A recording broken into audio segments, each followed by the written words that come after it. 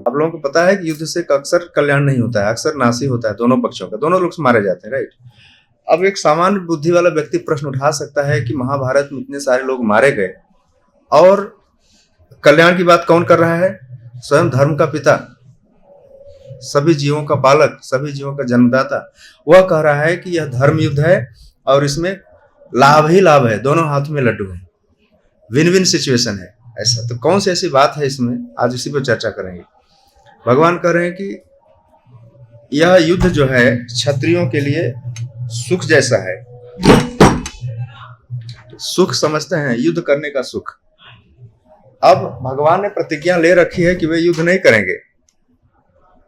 क्यों? भगवान ने कहा हम युद्ध नहीं करेंगे, हम न्यूट्रल हैं, किसी भी तरफ से हम कोई शस्त्र नहीं उठाएंगे। तो भगवान का युद्ध करने का प्रश्न ही नहीं उठता है।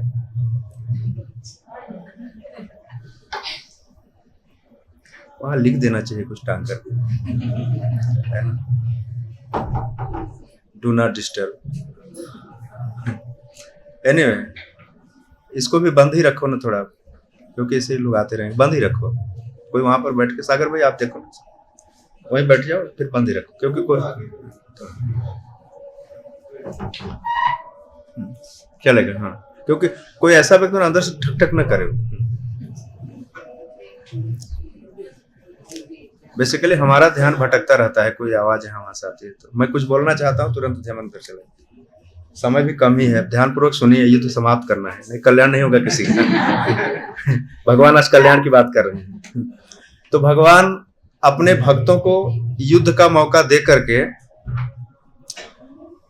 युद्ध का सुख उन्हें देना चाहते हैं, क्योंकि भगवान के अंदर एक त्याग का गुण है। भगवान अपने भक्तों को सुखी देख करके सुख का अनुभव करते हैं, राइट। तो भगवान चाहते हैं कि अर्जुन इस युद्ध का श्रेय लें, और अर्जुन को सुख मिलेगा तो भगवान को भी सुख मिलेगा। पूरी बात इसमें है। अब इस पूरे श्लोक का जो चर्चा का केंद्र बिंदु है, ऐसे आना जाना लगा रहेगा, कोई आएगा कोई जाएगा, जिसको कल्याण नहीं चाहिए वो चला जाता है और जिसको चाहिए वो आ जाता है, फिर उसको चला जाता है। एनीवे, तो सबसे इसमें मूल बात ध्यान में रखना है कि स्वर्ग का खुला हुआ द्वार, अक्सर स्वर्ग का द्वार नहीं खुला रहता है, नरक के द्वार ही खुले रहते हैं, स्वर्ग का द्वार बंद रहता है अक्सर स्वर्ग पर। लेकिन भगवान यहाँ कह रहे हैं कि यह युद्ध जो है स्वर्ग द्वारम अपावृतम, स्वर्ग का खुला हुआ द्वार है। कौन सा? यह युद्ध। यद दृक्षया चोपपन्नम। तो सबसे पहली बात यह कह लें कि च उपपन्नम, उपपन्नम का अर्थ है कि अपने आप से उत्पन्न हुआ है। ऐसा नहीं कि युद्ध को लाया गया। किसके लिए? अर्जुन के लिए यह युद्ध अपने आप अवसर है, अपने आप में एक मौका है अर्जुन के लिए। अब कैसे समझे कि अर्जुन के सामने यह युद्ध अपने आप प्रकट हुआ? यद दृक्षया, अपने आप, च उपपन्नम, अपने आप ही पैदा हो गया है। तो थोड़ा सा बैकग्राउंड में आप जाइए इतिहास में, महाभारत के इतिहास में। जब कौरव और पांडव, कौरवों का व्यवहार हमेशा विरोध वाला भाव, दुश्मनी वाला भाव, लेकिन पांडवों का व्यवहार हमेशा मित्रता वाला भाव, सहनशीलता वाला भाव। दो पक्ष है, दोनों विपरीत विचारधारा वाले हैं। अब चूंकि अर्जुन पांडव है, भगवान अर्जुन से बात कर रहे हैं, तो पांडवों के एंगल से हम देखें कि कैसे घटना यहां से लेकर यहां तक पहुंची और युद्ध कैसे अपने आप प्राप्त हो गया, जिसकी बात यहां आज कृष्ण कर रहे हैं इस श्लोक में। यदृक्षया चोपपन्नम। सबसे पहले जब धृतराष्ट्र के द्वारा जुए के लिए निमंत्रित किया गया, जुआ खेलने के लिए, तो पांडवों को पता था कि यह जो जुआ खेला जा रहा है इसमें उनके साथ कपट होगा और उनको हराया भी जाएगा, शकुनी का छल है इसमें, उनको पता था। फिर भी उन्होंने जुआ खेलना स्वीकार किया। वो चाहते तो मना कर सकते थे, नहीं खेलेंगे, राइट। जैसे हमें पता चल जाता है कि हमारे लिए खतरा है, वो हम नहीं जाते हैं या मना कर देते हैं। लेकिन पांडवों का व्यवहार देखिए आप, पांडव जो है हमेशा कौरवों के प्रति मित्रता का भाव रख रहे हैं। साथ साथ जो जुआ खेलने का निमंत्रण किसने दिया था? धृतराष्ट्र ने दिया था। और धृतराष्ट्र के प्रति पांडवों के मन में क्या है? सम्मान की भावना है। बड़े पिताजी थे और साथ साथ राजा भी थे। देखिए पांडवों का व्यवहार कैसा है। तो पांडव जो है अपने पिता धृतराष्ट्र के इच्छा का सम्मान करते हुए, उनके निमंत्रण का स्वागत करते हुए, न अपनी साजिश को जानते हुए भी जुआ खेल रहे हैं। और शकुनी अपने चाल में सफल भी हुआ, उनको हरा भी दिया। ऐसा नहीं कि पांडव हार गए, उनको हराया गया उनको। और हराने के बाद क्या हुआ? वो चाहते तो वहीं पर अस्त्र उठा लेते और युद्ध करते, राइट। पांडव सक्षम थे, वो देवतुल्य पुरुष है, 5 पांडव अपने आप में काफी थे। वो चाहते तो ही अपनी तलवार निकालते, गदा निकालते और सबको धराशायी कर देते, फिर भी उन्होंने सहन किया। छल से हराया गया, उनके साथ धोखा हुआ, फिर भी उन्होंने सहन किया और कौरवों के साथ मित्रवत व्यवहार रखा। इसके बाद देखिए कौरवों का व्यवहार नेक्स्ट क्या होता है। जब जुआ में हार गए, द्रौपदी को भी जुआ में लगाने के लिए उकसाया गया युधिष्ठिर को, धर्मराज को। वो धर्मराज है लेकिन उनसे अधर्म का काम कराया जा रहा है, तुम्हारी पत्नी है, इसको दांव पर लगाओ। और उनको लगाना भी पड़ा और हार भी गए। फिर बाद में उन्होंने द्रौपदी का अपमान भी किया पूरी भरी सभा में। वहां पर भी चाहते तो अपना अस्त्र निकाल करके और उनका खात्मा कर सकते थे, फिर भी वहां पर वह सहनशील बने रहे। हालांकि द्रौपदी की जो रक्षा हुई वह भगवान के दैवी हस्तक्षेप से हुई है, डिवाइन इंटरफियर से हुई है, राइट। देखिए अब यहां से शुरू होता है। इसके बाद फिर से जुआ खेलने के लिए उनको न्योता दिया गया। वो फिर से जुआ खेलते हैं तो फिर से उनको हारने के बदले क्या दिया गया, 12 वर्ष का वनवास दिया गया और 1 वर्ष का अज्ञातवास दिया गया। ये भी उन्होंने सह लिया। 12 वर्ष तक अज्ञातवास में रहे, वनवास में रहे और 1 वर्ष अज्ञातवास में रहे। उसके बाद शर्त के अनुसार जब पांडवों ने अपना राज्य वापस मांगा, दुर्योधन का क्या जवाब था, सुच्याग्रम नैव दास्याम बिना युद्धेन केशव, बिना युद्ध के मैं सुई की नोक के बराबर भी भूमि नहीं दूंगा। यह दुर्योधन का जवाब था। जबकि पांडवों की तरफ से युद्ध टालने का पूरा प्रयास किया गया है, हर बार, एक बार नहीं, हर बार। और कौरवों की तरफ से हर बार उनको लड़ने के लिए उकसाया गया, लड़ो लड़ो लड़ो, जुआ खेलो लड़ो, हर बार उनको एजिटेट किया गया। यह दोनों पक्षों में बड़ा फर्क है।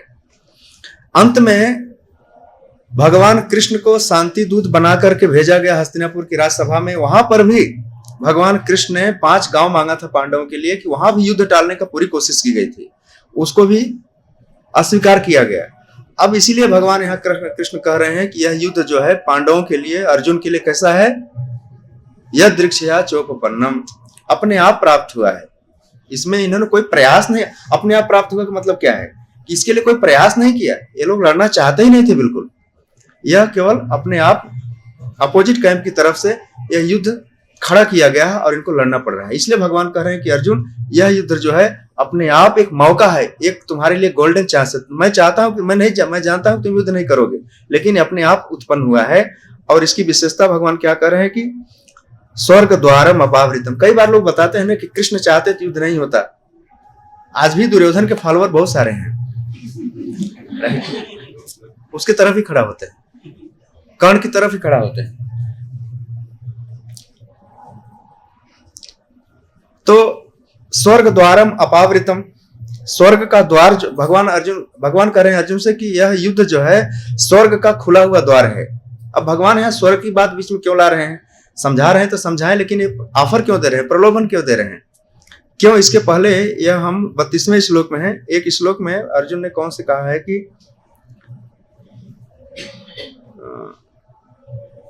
एक श्लोक में अर्जुन ने कहा है कि 43 या किसी में कहा है कि हे कृष्ण, यदि यह युद्ध हुआ तो हम सब नियते नरकम वासम, पढ़ा है आपने, हम लोग नरक में रहेंगे। अर्जुन का तर्क था ये, अगर यह युद्ध हुआ, राज्य की इच्छा से हुआ, लोभ की इच्छा से हुआ, अपने स्वजन मारे जाएंगे, तो इसका परिणाम क्या होगा, नियते नरकम वासा, नरक में निवास करना पड़ेगा। तो अर्जुन के उस प्रश्न का उत्तर देते हुए भगवान कह रहे नहीं अर्जुन, यह नरक में तो जाएगा नहीं, उल्टा स्वर्ग भेजने वाला है युद्ध, और स्वर्ग का खुला हुआ द्वार है, राइट। अब अर्जुन की बात का खंडन कर रहे हैं भगवान, अब सिद्ध भी करेंगे कैसे स्वर्ग का खुला हुआ द्वार है।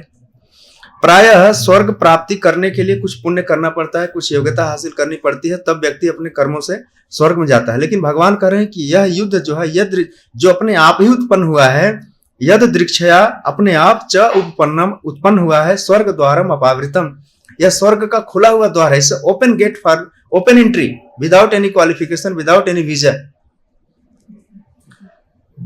अब कैसे समझें, तो एक बात ध्यान में रखिए कि स्वर्ग जाने के लिए क्वालिफिकेशन तो जरूर चाहिए, लेकिन इस युद्ध भूमि में जितने भी लोग मारे जाएंगे वे बिना किसी क्वालिफिकेशन के स्वर्ग प्राप्त करेंगे। यह सबसे बड़ा प्लस पॉइंट है इसका। तो स्वर्ग जाने के लिए एक दो एग्जाम्पल देखते हैं कि कई बार लोगों ने स्वर्ग जाने का प्रयास किया है लेकिन फेल हो गए हैं। एक उदाहरण देते हैं, रामायण, वाल्मीकि रामायण में एक ऐसी कथा आती है, भगवान राम के 33 पीढ़ी पहले एक राजा थे जिनका नाम, अयोध्या के राजा थे, उनका नाम था त्रिशंकु। नाम सुना आपने? त्रिशंकु। उनके गुरु जो थे विश्वामित्र थे। तो विश्वामित्र ने कहा कि महाराज, मैं अपने तपोबल से आपको इसी शरीर में स्वर्ग भेज दूंगा। उनकी योग्यता नहीं थी स्वर्ग जाने की, लेकिन विश्वामित्र ने कहा कि मैं अपनी तपस्या के बल से आपको स्वर्ग भेज सकता हूं मैं। तो जब उधर स्वर्ग उन्होंने भेज दिया, इंद्र को पता चला कि ये त्रिशंकु की योग्यता नहीं है, ये विश्वामित्र के योग बल से यहाँ पहुंचे हुए हैं। तो इंद्र ने उनको स्वर्ग से वापस भेज दिया, उल्टे सिर की बल लटका दिया। इन जमीन पर भी नहीं आ सके और उधर से भी रहते, बीच में लटक गए। त्रिशंकु उसको कहते हैं, राइट। तो ऐसा इतिहास में उदाहरण प्राप्त होता है। एक उदाहरण हुआ था कि महाराज त्रिशंकु जो है इस तरह से स्वर्ग नहीं जा पाए थे। क्यों? क्योंकि स्वर्ग का द्वार उनके लिए बंद था। लेकिन यहां पर भगवान कृष्ण कह रहे हैं कि इस युद्ध में ऐसा नहीं है। यह युद्ध क्या है? स्वर्ग का खुला हुआ द्वार है, कोई नहीं रोके, इंद्र भी नहीं रोकेंगे। भगवान यह बताना चाहते हैं कि यह युद्ध किस दृष्टि से कल्याणकारी है, सबके कल्याण की बात इसमें निहित है। दूसरी बात है चतुष कुमार। एक आपने घटना सुनी है कि नारद जी के जो पुत्र हैं 4 कुमार, एक बार वो वैकुंठ गए थे भगवान के दर्शन करने के लिए। 6 द्वार पार कर लिए थे, 6 गेट पार कर लिए थे, 7वें गेट पर उनको रोक दिया गया था। कौन रोका था उनको? भगवान के द्वारपाल ने रोका था, जय और विजय ने, राइट। लेकिन भगवान कह रहे हैं कि जब जो लोग यहां से मरेंगे उनको कोई नहीं रोकने वाला है। वहां कोई, पहली बात तो दरवाजा ही खुला है और वहां पर कोई सिक्योरिटी भी नहीं है, सीधा स्वर्ग में ही जाएगा। स्वर्ग द्वारम अपावृतम। तो कुछ घटनाएं ऐसी हैं जहां पर लोग चाहते हुए भी स्वर्ग में या वैकुंठ में नहीं दाखिल हो पाए हैं। लेकिन महाभारत के युद्ध में ऐसा देखा जाएगा कि न तो कोई गेट है न कोई सिक्योरिटी है, वह बल्कि स्वर्ग अपने आप स्वर्ग में पहुंच जाएंगे। तो इस युद्ध के कल्याण के महत्व को भगवान यहाँ पर स्थापित कर रहे हैं। दूसरी बात एक जगह और देखें कि कुछ लोग ऐसे भी हैं जो भगवान के धाम में बिना किसी रोक टोक के, बिना किसी स्टॉपेज के पहुंच गए हैं। एक उदाहरण देते हैं भृगु मुनि का। भृगु मुनि जानते हैं? ब्रह्मा जी के पुत्र हैं। एक बार ऐसा मुनियों में एक बहस छिड़ी कि इस 3 देवताओं में, प्रमुख देवताओं में, ब्रह्मा, विष्णु और महेश में कौन ज्यादा सहनशील है, कौन महान है। ऐसा परीक्षा का प्रश्न उठाया गया सरस्वती नदी के किनारे। तो परीक्षा के लिए एग्जामिनर किसको बनाया? भृगु मुनि को। भृगु मुनि परीक्षा लेने के लिए पहले ब्रह्मा जी के पास जाते हैं, फिर शिव जी के पास जाते हैं, फिर विष्णु के पास जाते हैं। तो विष्णु जी के पास जब जाते हैं तो वहां पर इनको कोई रोकता नहीं है, सीधा इनके अंतःपुर में पहुंच जाते हैं जहां पर लक्ष्मी के गोद में सिर रख करके सोए हुए थे। तो यह एक उदाहरण मिलता है कि वहां उनको कोई रोकने वाला नहीं है भृगु मुनि को, और सीधा वैकुंठ के बिल्कुल इंटरनल पार्ट में एंट्री कर जाते हैं। एक बात यहाँ पाई है। दूसरी बात, आपने सुदामा की कथा सुनी है?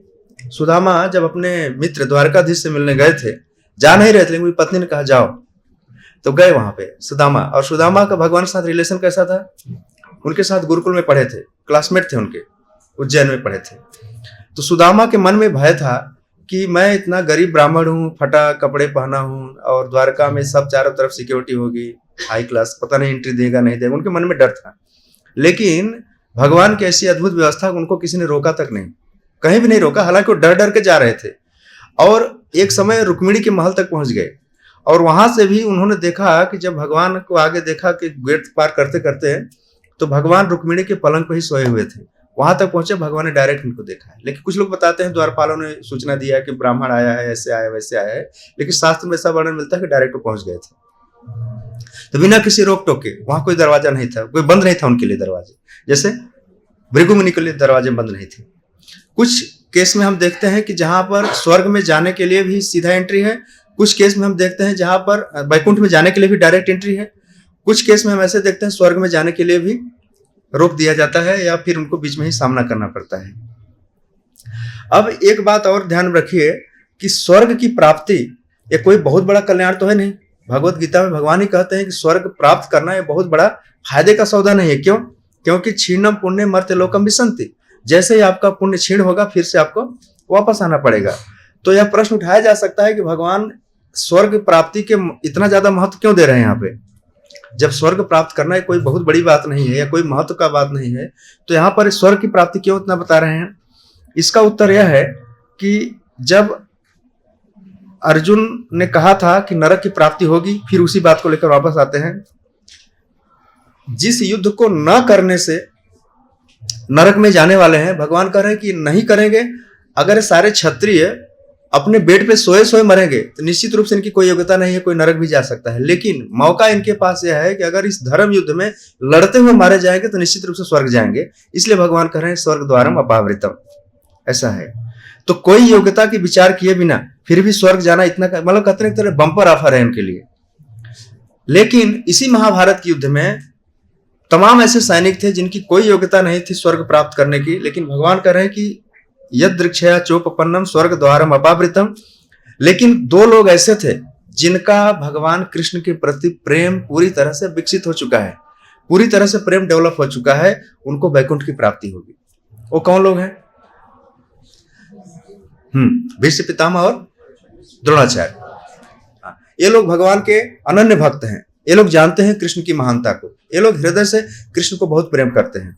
भले उस तरफ लड़ रहे हैं कोई बात नहीं, लेकिन ये लोग जानते हैं कृष्ण परम भगवान है। ये लोगों को स्वर्ग से भी ऊपर मिलेगा, वैकुंठ मिलेगा इनको। तो इस दृष्टि से भगवान यहाँ पर जो स्वर्ग द्वारम अपावृतम की बात कर रहे हैं वो पूरी तरह से सही है। किसी भी एंगल से इसको गलत नहीं ठहराया जा सकता है। और युद्ध अपने आप प्राप्त हुआ है पांडवों के जीवन में।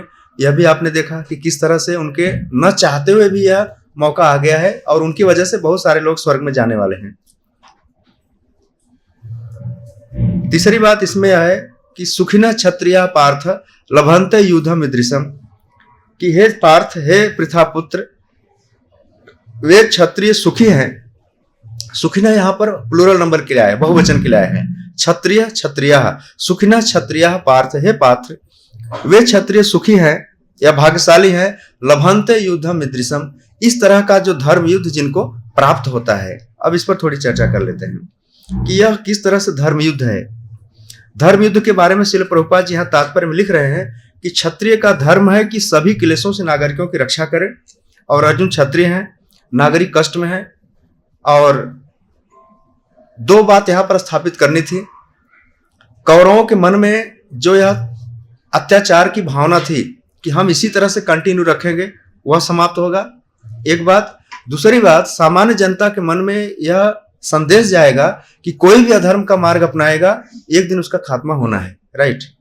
अगर आज के युग में भी लोगों के मन में शासन का भय खत्म हो जाए तो कोई किसी के भी घर में आग लगा दे, कोई किसी को भी जहर दे दे, कोई किसी भी स्त्री का बलात्कार कर दे। राइट।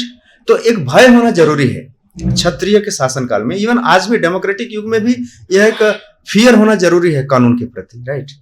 और अर्जुन अगर युद्ध नहीं करते, ठीक है प्रभु हम युद्ध नहीं करेंगे, मंदिर में जाके माला जप करेंगे, तब तो सब काम गड़बड़ हो जाएगा। अब भगवान धर्म की स्थापना करने के लिए पूरी योजना बनाए हैं, तो उसके लाभ भी गिना रहे हैं। साथ साथ यह भी कह रहे हैं कि सुखिना क्षत्रिया, वे क्षत्रिय सुखी हैं जो जिनके जीवन में इस तरह का धर्म युद्ध करने का मौका मिलता है। लभंते, सुखिना क्षत्रिया लभंते, सब प्लूरल नंबर में यूज किया गया है। एक बार मैं एक जगह सुन रहा था कहीं पे, क्षत्रिय को रण में मरना अच्छा लगता है और ब्राह्मण को वन में मरना अच्छा लगता है। ब्राह्मण को कभी पलंग खाट पे नहीं मरना चाहिए, मतलब समझ रहे हैं मेरी बात। अंतिम अवस्था में उसे किसी धाम में चले जाना चाहिए। हॉस्पिटल या घर पे रहना मृत्यु का मतलब बहुत उच्च कोटि की मृत्यु नहीं मानी गई है। और क्षत्रिय अगर रण में मरता है तो बड़ी यशस्वी मृत्यु है उसके लिए। ब्राह्मण को वन में, क्षत्रिय को रण में। पर आजकल ऐसा कुछ नहीं है, कोई कहीं भी मर लेता है। कुछ भी नहीं है, कोई व्यवस्था नहीं, मरने की कोई अच्छी व्यवस्था नहीं है। जब मरने की व्यवस्था नहीं तो जीने की व्यवस्था आप समझ ही सकते हो। राइट। वास्तव में सब मरने के लिए व्यवस्था बताया जाए, कैसे मरना चाहिए, मरने के भी एक अच्छी उत्तम व्यवस्था होनी चाहिए। ईदृशम युद्धम, आजकल के जो युद्ध हैं, जैसे दो देशों के बीच में युद्ध होता है। 1973 में प्रभुपाद जी एक बार लंदन में प्रवचन दे रहे थे, कह रहे थे कि इंडिया पाकिस्तान की युद्ध है, इंडिया चाइना की युद्ध है, इंग्लैंड जर्मनी का युद्ध है, यूक्रेन रसिया का युद्ध भी हुआ, आपने देखा। आजकल के युद्ध कैसे है पता है आपको? धर्म युद्ध नहीं है, ऐसा पॉलिटिकल युद्ध है, राजनीतिक कारणों से होते हैं। आजकल के युद्धों में जितने सैनिक मर रहे हैं, कोई गारंटी नहीं कि स्वर्ग में ही जाएंगे, कोई गारंटी नहीं है। हालांकि वो देश के लिए मर रहे हैं, उच्च गति उनको मिलनी है, वो बड़ा बलिदान है, बड़ा त्याग है, लेकिन स्वर्ग मिलना है कोई बहुत गारंटीड नहीं है। क्योंकि धर्म युद्ध नहीं है। बहुत सारी चीजें जो है अधर्म के आधार पर लड़ी जा रही हैं। अक्सर सरकारें क्या करती हैं पता है? ध्यान भटकाने के लिए एक वार छेड़ देती हैं, सामान्य जनता का पालन पोषण नहीं कर पाती हैं, तो एक वार डिक्लेयर कर देती है ताकि सारा ध्यान उधर चला जाए और सबको जो है राष्ट्र प्रेम के नाम पर, राष्ट्र नारे के नाम पर उधर डाइवर्ट कर देते हैं। जब वो ठीक से इंटरनल सिस्टम नहीं संभाल पाते हैं। सेम कंडीशन है चाहे वो कोई भी नेबरिंग कंट्री हो। तो अक्सर जो इनका जो युद्ध का कारण है वह क्या है, वह यदृच्छया चोपपन्नम नहीं, अपने आप प्राप्त हुआ वाली बात नहीं है। यहाँ पर दोनों तरफ से एजिटेशन होता है। वहां महाभारत में देखा तो एक ही तरफ से एजिटेशन है और भगवान को इंटरफियर करना पड़ा, इसलिए वो धर्म युद्ध है। पर यहाँ पर दोनों तरफ से दोनों एक दूसरे की जासूसी कराते हैं, पता है आपको। इसलिए आधुनिक युद्ध जो है वह बहुत ज्यादा डिप्लोमेटिक है, पॉलिटिकल है। धर्म युद्ध उनको नहीं कहा जा सकता ब्रॉडर सेंस में। तो सुखिना का अर्थ यहाँ पर श्रील प्रभुपाद जी कह रहे हैं कि सुखी का अर्थ क्या माना जाए, जिनके जीवन में इस जीवन में भी सुखी रहे और मरने के बाद इससे बेटर सिचुएशन मिले, स्वर्ग की प्राप्ति हो, वे सुखी हैं। तो भगवान उस एंगल से कह रहे हैं कि अर्जुन तुम उस दृष्टि से सुखी हो। न केवल अर्जुन को सुखी कह रहे हैं बल्कि कह रहे हैं सुखिना क्षत्रिय पार्थ, हे पार्थ वे सारे क्षत्रिय सुखी हैं जिनको लभंते युद्धम ईदृशम, इस तरह का धर्म युद्ध अपने आप प्राप्त होता है। अब अगर सामान्य मनुष्य, आज का मनुष्य, हमारे आपके जैसा मनुष्य समझे कि हमारे जीवन में कौन सा युद्ध है, हम कहाँ मरे जाकर के, घर में मरे या रोड पे मरे या हॉस्पिटल में मरे, राइट, या कहीं लटक के मरे। सावधान रखिए, मरना है आपकी चॉइस है, मरना तो है लेकिन कैसे मरना है आपको तय करना पड़ेगा। उत्तम मृत्यु क्या है पता है, अंतिम समय में हमें भगवान के भक्तों का दर्शन करते हुए अगर हमारे कान में हरि कथा हरि नाम यह सब सुनते हुए शरीर त्यागने का मौका मिले, भीष्म पितामह की तरह आप जैसे भीष्म पितामह 58 दिन तक सरसैया पड़े थे, राइट, वो हॉस्पिटल, वो तो युद्ध क्षेत्र था, वो इच्छा मृत्यु था। पर यहाँ आदमी 2 साल तक बेड पे पड़ा रहता है, 2-2 महीने बेड पड़ा रहता है, वो इच्छा मृत्यु नहीं है। राइट, ऐसा नहीं कह सकते पितामह की तरह से पड़ा हुआ है, हम उसकी तुलना नहीं कर सकते, राइट। जब भी हमारे जीवन में आना तय है, शरीर साथ नहीं देगा, ये अंततो गत्वा इंद्रियां साथ नहीं देंगी। इसलिए भागवतम में एक जगह आया है कि यह शरीर विपदा में पड़े उसके पहले हमें प्रायश्चित कर लेना चाहिए। ये 6वें स्कंद के पहले अध्याय के 6वें स्कंद में आया है, प्रायश्चित की बात कर रहे हैं। सुखदेव गोस्वामी कह रहे हैं कि जीवों से जो भी पाप हुए हैं, जो भी पाप हो रहे हैं और जो भी पाप आगे होंगे, पाप से बच नहीं सकता हो, लेकिन उसके लिए प्रायश्चित उसको कर लेना चाहिए। प्रायश्चित का मतलब अपने चित्त को शुद्ध कर लेना चाहिए।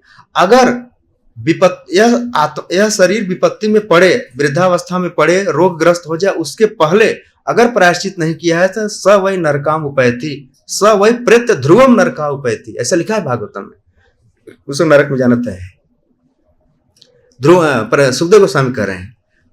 लेकिन जिसने प्रायश्चित कर लिया है, जिसने भगवान का नाम जप लिया है और अपने संबंध को समझ लिया है, जिसको ज्ञान प्राप्त हो गया है, असली प्रायश्चित वही है। नहीं तो जब तक वह ज्ञान में रहेगा तब तक कोई न कोई पाप करता रहेगा। तो ज्ञान प्राप्त करना क्या है, केचिद केवलया भक्ति वासुदेव परायणा, वासुदेव के परायण होकर के, वासुदेव के आश्रित होकर के, वासुदेव के प्रेम में डूब जाना ही असली प्रायश्चित है। भगवान के स्वरूप को, भगवान के साथ अपने संबंध को समझ लेना ही असली प्रायश्चित है, जिसको हिंदी में समझ में आता है प्रायश्चित, अंग्रेजी में समझ जिसको एटोनमेंट कहते हैं, पश्चाताप कहते हैं। पश्चाताप समझते ना, ताप मतलब हीट और पश्च का मतलब बाद में। कोई काम होने के बाद जो आपके अंदर ग्लानि पैदा होती है वह वास्तव में पश्चाताप है। इस पश्चाताप से होगा क्या, जीव का हृदय शुद्ध हो जाएगा। अभी जो हृदय गीला है वह शुद्ध हो जाएगा उसका। विमर्शनम ही पश्चातापम, असली पश्चाताप है ज्ञान प्राप्त होना। तो हमारे और आपके केस में सीधी सी बात यही है कि जीव विपत्ति में पड़े उसके पहले ही उसे आसु एवं अद्य एवं तुरंत ही, सुखदेव गोस्वामी वहां पर 2-3 शब्द प्रयोग कर रहे हैं कि उसे तुरंत माला उठा लेनी चाहिए और भगवान का नाम जपना चाहिए। हरे कृष्णा कृष्णा कृष्णा हरे हरे, हरे राम राम राम हरे हरे। फिर भगवान का नाम कैसे वो पाप दूर करेगा, ऐसा बताया गया है कि जैसे भास्कर इव निहार, निहार मतलब कोहरा होता है, कोहरा समझते ना, ठंडी के दिनों में आता है। जैसे भास्कर मतलब सूर्य, जब सूर्य उदय होने वाला होता है तभी कोहरा छट जाता है। उसी प्रकार से जब जीव के हृदय में भगवान का नाम लेने की इच्छा होती है, भगवान के प्रति समर्पण करने की भावना आती है, उसी समय उसके पाप भाग जाते हैं। उसके बाद जब वो जप करता है तब कृष्ण प्रेम प्रकट होता है।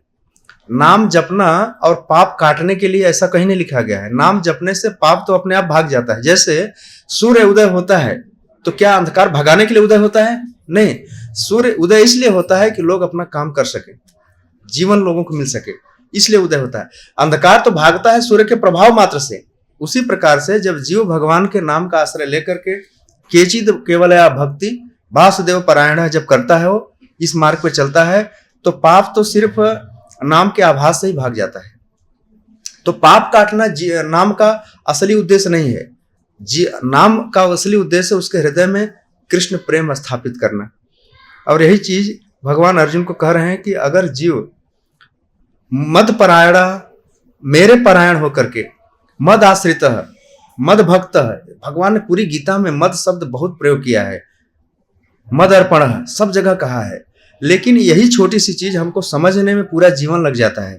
आज सुबह मैं भागवतम के प्रवचन बता रहा था कि यह छोटा सा सत्य अगर हमें समझ में आ जाए, जितना जल्दी समझ में आ जाए कि इस संसार में हम जो भी सुख भोगने की योजना बना रहे हैं, पहली बात तो सुख यहाँ पर है ही नहीं है, उपलब्धि नहीं है, कहीं किसी लोक में नहीं है।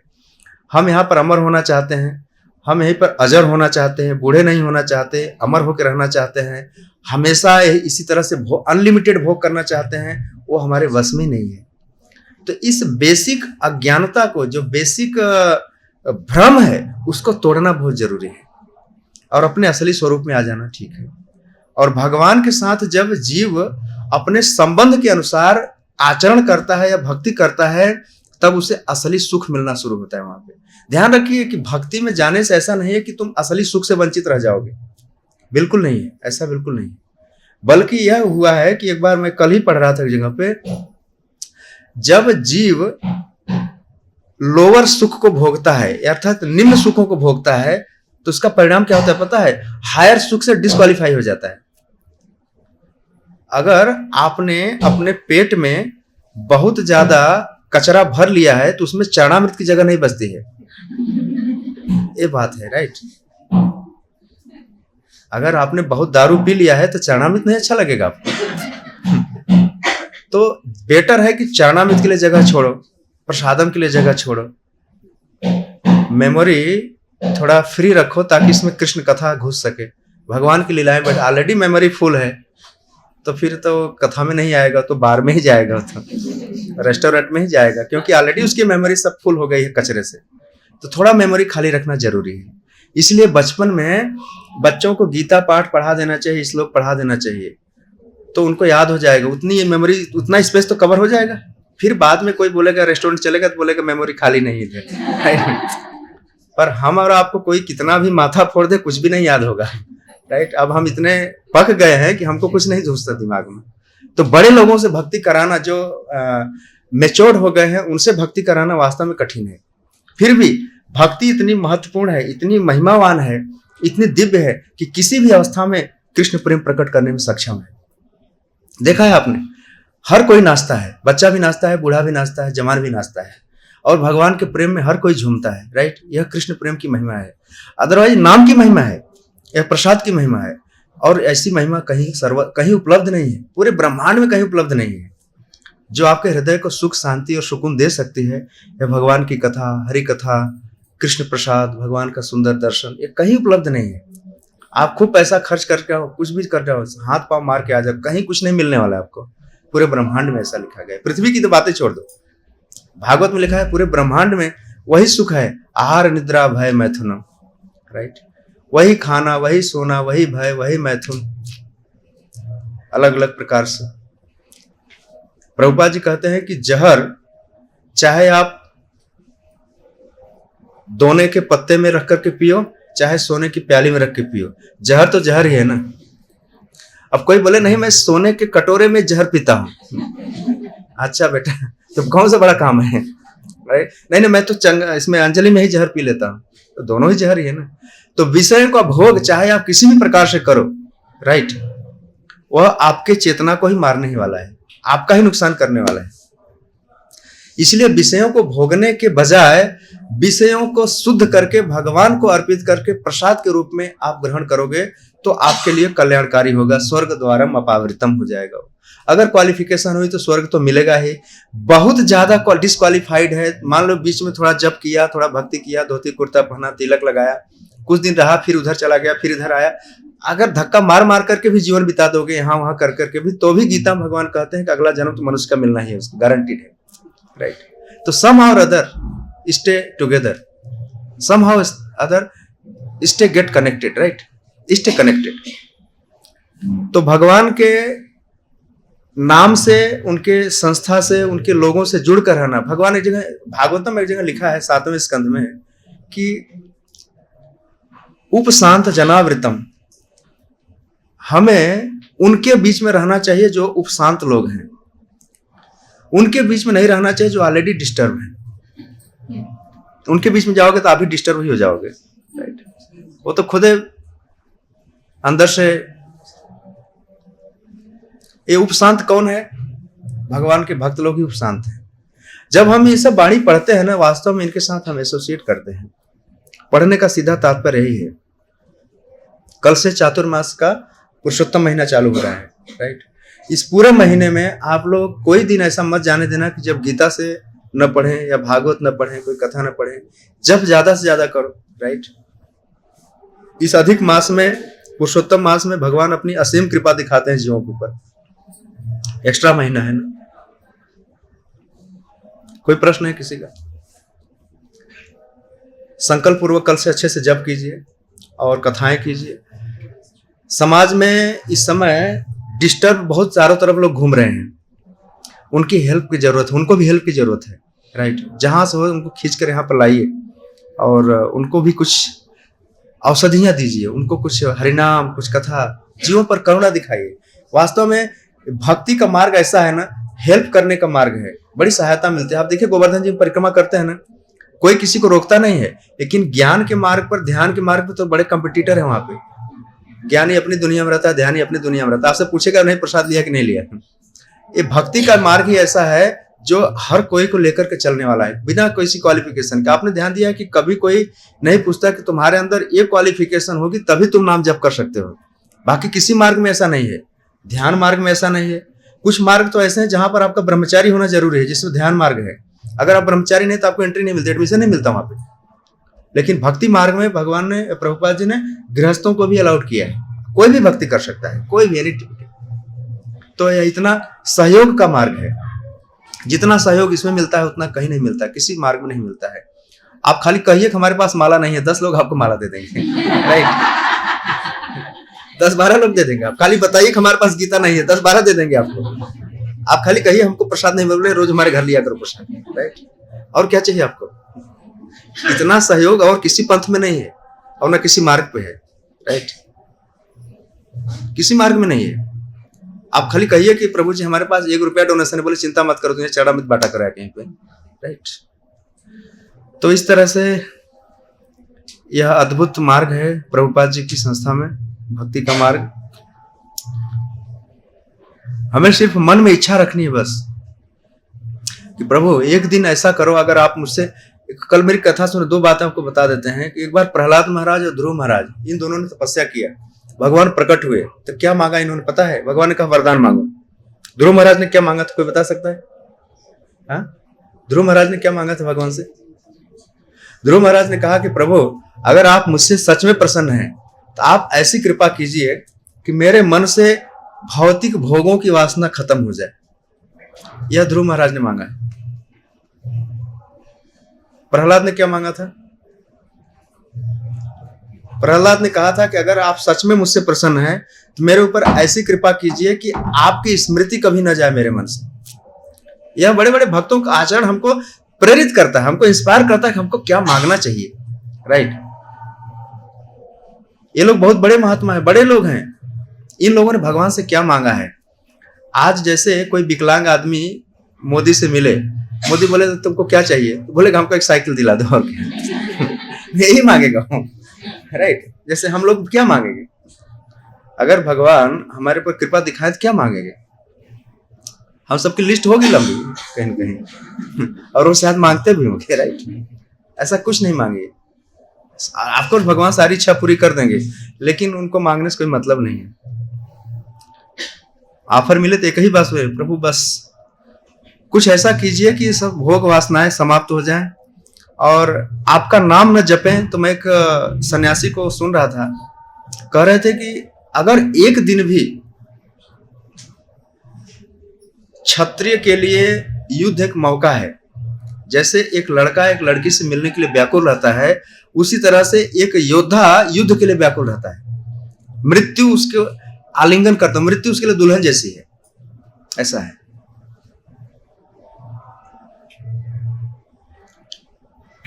अगर एक दिन भी भगवान का नाम जप न हो, आपके अंदर अगर एक तड़प आ जाए, व्याकुलता आ जाए, तो समझ लेना कि थोड़ा प्रेम पैदा हो गया है।